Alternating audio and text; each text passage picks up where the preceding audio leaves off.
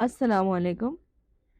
ابو ہریرہ رضی اللہ عنہ سے روایت ہے، فرمایا کہ جناب رسول اللہ صلی اللہ علیہ وسلم کے سامنے جب ابی بن کعب رضی اللہ عنہ نے سورہ فاتحہ پڑھی تو ارشاد فرمایا، قسم ہے اس ذات کی جس کے قبضے میں میری جان ہے، اللہ تعالیٰ نے اس جیسی صورت نہ تو تورات میں نازل کی، نہ زبور میں، نہ انجیل میں، حتیٰ کہ قرآن میں۔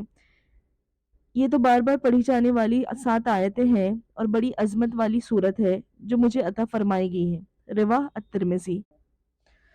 تو اس حدیث سے ہمیں سورہ فاتحہ کی عظمت کا پتہ چلتا ہے کہ اس جیسی آیت، اس جیسی صورت قرآن شریف میں، زبور میں، تورات میں، انجیل میں کوئی بھی اور نہیں ہے۔ قرآن میں دوسری اس جیسی کوئی اور صورت نہیں ہے، جیسے کہ یہ بار بار پڑھی جانے والی 7 آیت، اسے سبع مثانی بھی کہا جاتا ہے، اور عظمت والی صورت ہے جو آپ صلی اللہ علیہ وسلم کو عطا کی گئی ہے۔ اس کی عظمت کی ایک اور حدیث میں آپ کو سناتی ہوں۔ رسول اللہ صلی اللہ علیہ وسلم کے چند صحابہ ایک سفر کے لیے روانہ ہوئے جسے انہیں طے کرنا تھا۔ راستے میں انہوں نے ایک عرب کے ایک قبیلے میں پڑاؤ کیا اور چاہا کہ قبیلے والوں سے مہمان نوازی کی امید کرے۔ انہوں نے مہمان نوازی کے لیے پوچھا تو قبیلے والوں نے انکار کر دیا۔ تب انہوں نے قریب میں جا کے پڑاؤ ڈالا۔ تب اچانک سے قبیلے سے ایک شخص آیا اور کہنے لگا کہ قبیلے کے سردار کو بچھو نے کاٹ لیا ہے اور ہم نے ہر طرح کی ترکیب کر لی ہے لیکن وہ کام نہیں کر رہی۔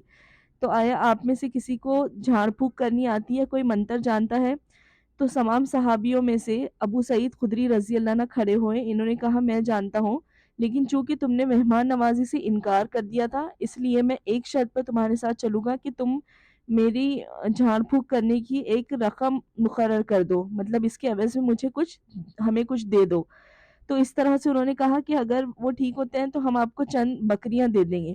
تو وہ ان کے ساتھ گئے، آپ نے سورہ فاتحہ کا ورد کیا، پھونکا زخم پر اور ساتھ ہی ساتھ اپنا لعاب زخم پر لگایا، جہاں پر بچھو نے کاٹا تھا وہاں پر لگایا، اور کیا ہوتا ہے کہ پھر وہ ٹھیک ہو جاتا ہے آدمی اور چلنے لگتا ہے جیسے اسے کچھ ہوا ہی نہیں تھا۔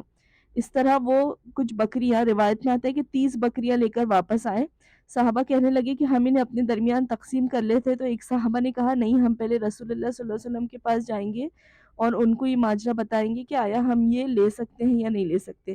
یہ سب صحابہ مدینہ پہنچے، تب آپ صلی اللہ علیہ وسلم کے سامنے ذکر کیا گیا کہ ایسے ایسے ایک واقعہ پیش آیا کہ ایک انسان کو بچھو نے کاٹ لیا تھا، اور جب واپس آنے کے بعد ابو سعید خدری رضی اللہ عنہ سے دوسرے صحابیوں نے یہ سوال کیا کہ تم جھاڑ پھونک کرنا جانتے ہو؟ تو انہوں نے کہا نہیں، مجھے نہیں آتا، میں نے تو بس سورہ فاتحہ پڑھ کر پھونک دی اور وہ ٹھیک بھی ہو گیا۔